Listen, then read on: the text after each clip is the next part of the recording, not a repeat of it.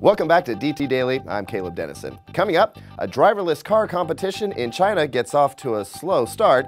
The lantern is a cool gadget that receives data from space. And sadly, even being dead is apparently not a good enough reason for canceling a phone contract early.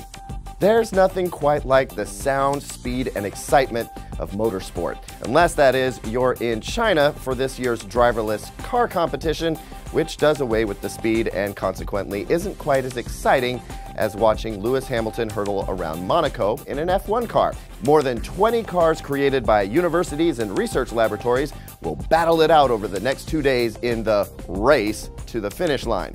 Cars will be judged on safety, smartness, smoothness, and perhaps ironically, speed. The self-driving vehicles will be tested on both highways and city streets and must perform a variety of common, but technically challenging, driving maneuvers, sans drivers. If you're worried about getting mowed down by an autonomous vehicle, don't be, because there will be plenty of time to get right out of the way. If I told you I was receiving messages from space, you'd probably think I had a problem.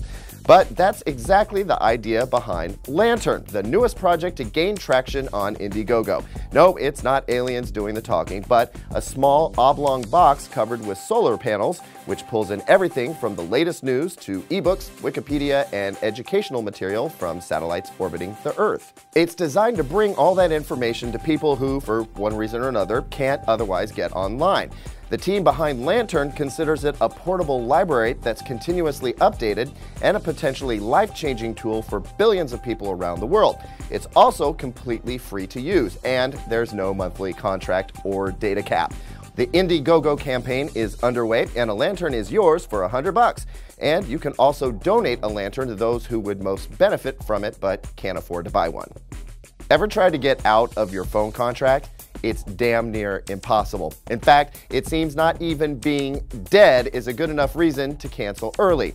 After her husband passed away from cancer, Mrs. Raybould, who lives in the UK, tried to close his T-Mobile phone account.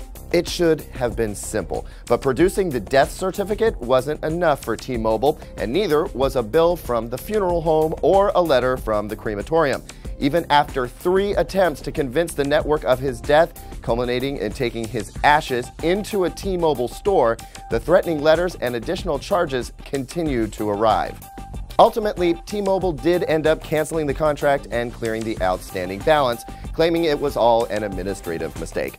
Mrs. Raybould said she wouldn't want anyone to go through the same situation, and in a statement that should tell you everything you need to know about network contracts, said it was easier to bury her husband than it was to cancel his phone. And that's DT Daily for today. We'll see you again tomorrow.